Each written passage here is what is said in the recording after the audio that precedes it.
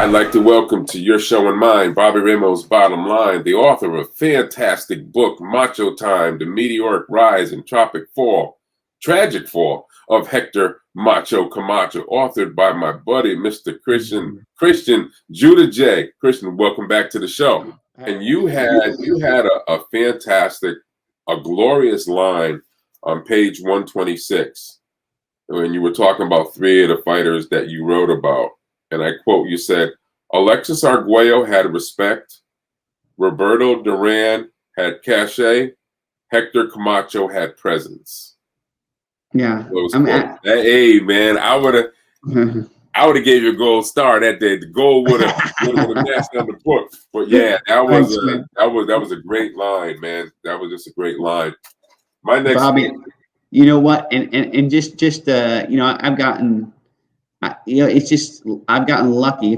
If I would have guessed that I would be able to write about those four guys. I mean, you know, I'm being honest. I don't think that there was, you know, a second out of writing those books that I felt like it was work. And just because, you know, a lot of those stories just write themselves. I mean, they were just fabulous subjects, beloved. And I was just lucky to get a chance to write about them. All right. Let me ask you this. Of the four great Latino champions that you've written books about, Roberto Duran, Wilfredo Gomez, Alexis Arguello, and Camacho, who do you think was the greatest fighter of the four and why? Oh, you on the spot now, bro. Let me give you a close-up. You on the spot.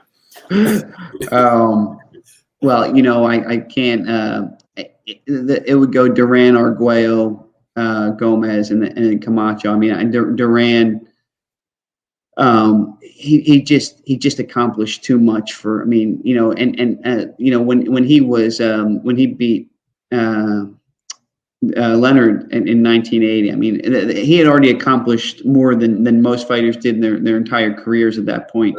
And you know, the best 135 pounder ever. I mean, it's just that longevity, the number of titles, the resurgence coming back against Davey Moore. I have to put him above Arguello, and I think probably most, you know, most boxing analysts would probably say the same thing. It's just you know, sad that when you look at Arguello, you know, he had to. You know, he had to fight Aaron Pryor to. I was going to bring that up. That was his beast. Everybody has somebody who has their number, and the Hawk. Yeah. Yeah. He. Those were two brutal fights, man. I mean, both guys laid it out there. Yeah, but I mean, you know, that's how he came into the public conscience is through Aaron Pryor, and you know, and it's just the reality of that. I mean, you know, he deserved a lot better than, you know, certainly those were super fights, but you know, the way that Pryor handled him in those two fights, it's just hard to say that, you know, that what he did as a fighter, as great as he was, I would just have trouble putting him above Roberto Duran. But then again, I'd have trouble putting anybody above Roberto Duran, except maybe a handful of fighters. So, you know, 2011, Camacho Moves goes back to Puerto Rico, and he was shot in I believe it was February, and they think it was a drug deal going bad. Well, matter of fact, it was November 20th of 2012 when this incident happened. In Bayamon, Puerto Rico, and he was in the car with this guy with a bad reputation, Adrian Moreno, and from all reports, it was supposedly a drug deal going bad, and Moreno was shot 3 times, died. Macho was shot in the face, and the bullet traveled and lodging in his shoulder and tearing up his arteries. And I believe he died like 3 or 4 days later at 50 years old. And to him, I just hope that he's in peace, because when I look at that, you just don't expect a guy at that age who had that much going for him that would end that way, even though he was a street guy. It seems to me that the street life is what brought him down. I understand the drug problem, but I think the street life, I think he was like one of I think his sister said that he was never able to beat the street life. Would you agree with that? I think to an extent, I think you're absolutely right. Is that he was never able to kind of break free from that. The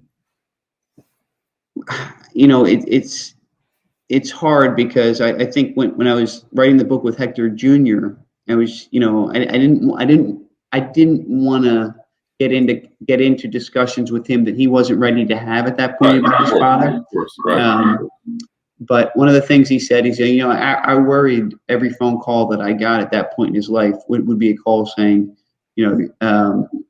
something terrible has happened to your father, whether he's got shot, whatever it was. So they knew kind of, he had a good idea of where he was and the things that he was getting into, and just knowing that they weren't positive. So at that particular stage, you say the street life. I don't know if I think they're intertwined in the sense that I think he wanted to break free, and I think one of the quotes was, when he had taken a class and he felt so good about the class, he felt so good about doing something that was making a positive effect in his life.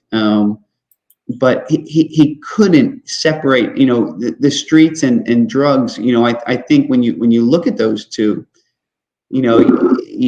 one, they're not separate entities. I just think that both of those things had bowled him over emotionally. And the fact that he would go into neighborhoods and leave his girlfriend at the time in the car and just go into a bad neighborhood and score some drugs. It was just, at that stage, Bobby, there was so much more that he was capable of.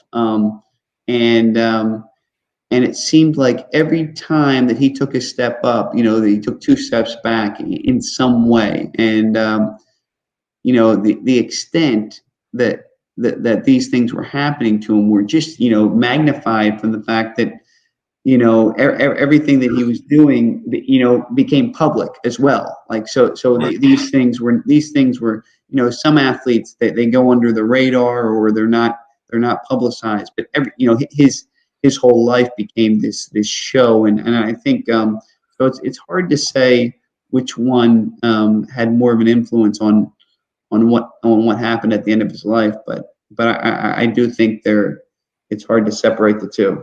Yeah, there's no doubt about that. I would agree with that totally. And he said in that Showtime thing, one of his friends told him, was trying to lift up his spirits, and said, "You're a champion." And Camacho said, "Yeah, I'm a champion, but I'm a junkie first." And that was very telling. That was a very telling comment. I think of once when I interviewed Mike Tyson, and I mentioned to him how 4 boxers had recently passed away, and it was Arguello. I forgot the guy who was killed, and they thought his wife did it, and they didn't charge him. He was in some other country. I forgot his name. Guidice. But I mentioned Camacho, who he was friends with Camacho, and I said, "Did you ever think that there, by the grace of God, could have been you?" And Tyson said to me, "Every day, Bobby, every day." He said, "Listen, I was bigger than those guys." He said, "I was so cocky. I was so full of myself. I wasn't even paying my drug dealer." He said, "I was daring somebody to shoot me. I wasn't even paying my drug dealer. I was daring somebody to shoot me. And I thought that was really a telling comment. And it makes me think about what you're saying about Camacho also. I give you a lot of credit that you focus so much on the positivity of him and where he came from and what he achieved.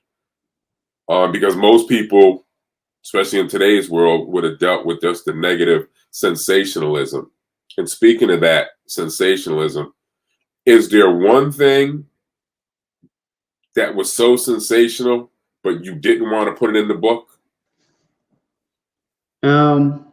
Well, the first thing from the beginning of the book, I kind of made a pact with myself that I wasn't going to sensationalize. I just didn't.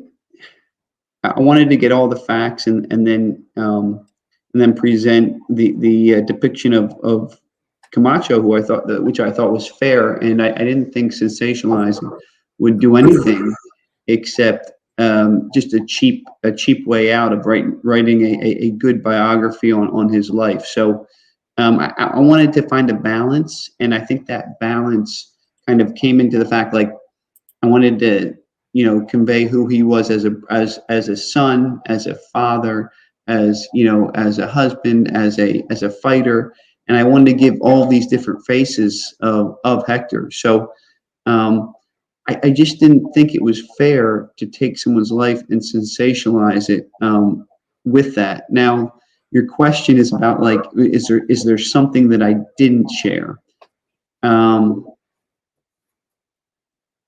There were some stories here and there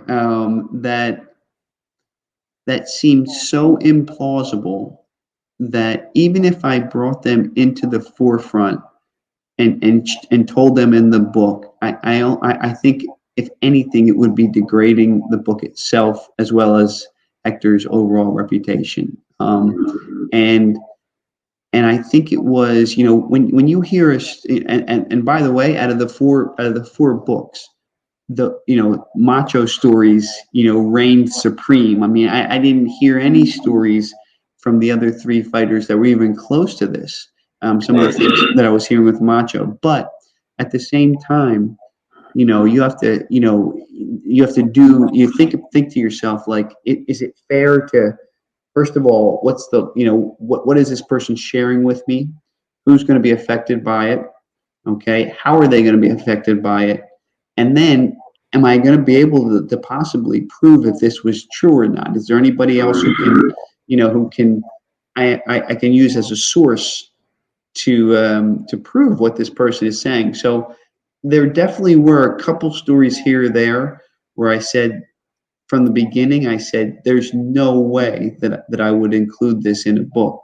But at the same time, I think the book was personal enough that I also was concerned whether I wanted, did I give a person in Hector's life a fair, was I justified in the way that I portrayed them as well? So I think it goes both ways a little bit. Right.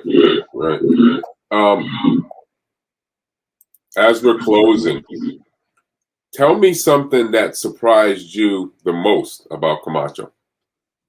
What did you learn about him that surprised you the most? I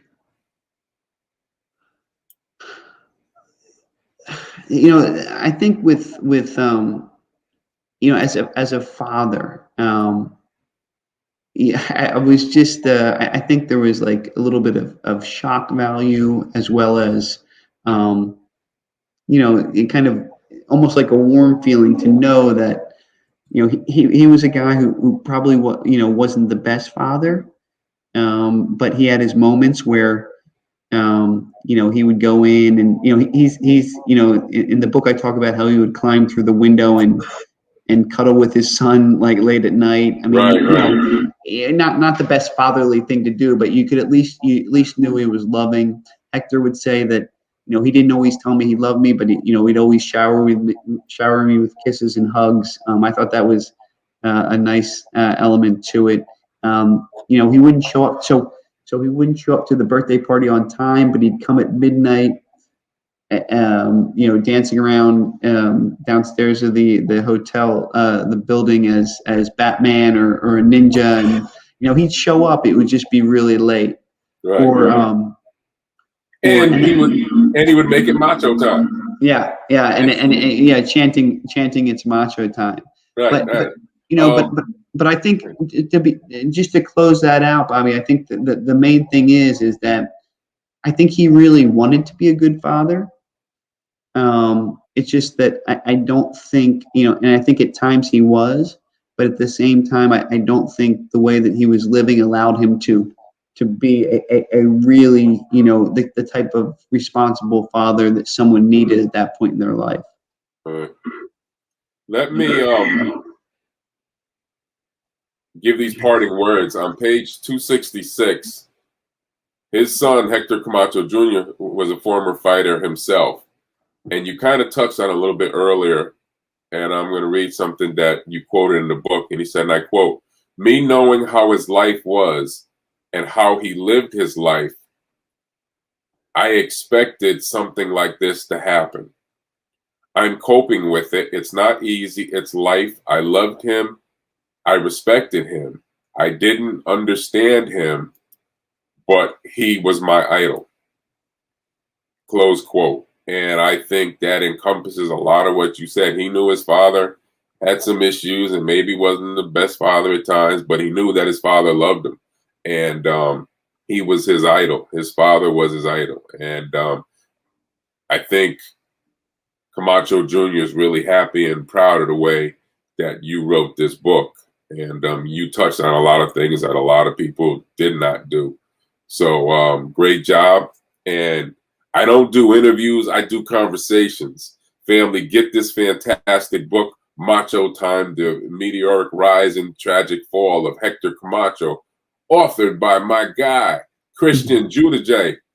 Thank you very much, Christian, for all your time today. And I hope you enjoyed this conversation about a quarter of as much as I did reading your book. So thank you very much. You know, Bobby, hey, you know, it is a absolute joy to talk to you, and I love these conversations. You know, there's no one who does the research and puts in the time with this book, and I just want to thank you for kind of taking me through a lot of these things with the book. I feel like it's going through it again and reliving some of these moments. So thank you so much for all the work and hard work you do on your end, and it's a true pleasure to talk to you, buddy. Thank you. I appreciate it. Family, thanks for listening and always supporting your show and mine, Bobby Ramos, Bottom Line. I don't want to be a man of power, but I do want to be a man of purpose. I'm Bobby Ramos. Thank you for your time this time. Until next time.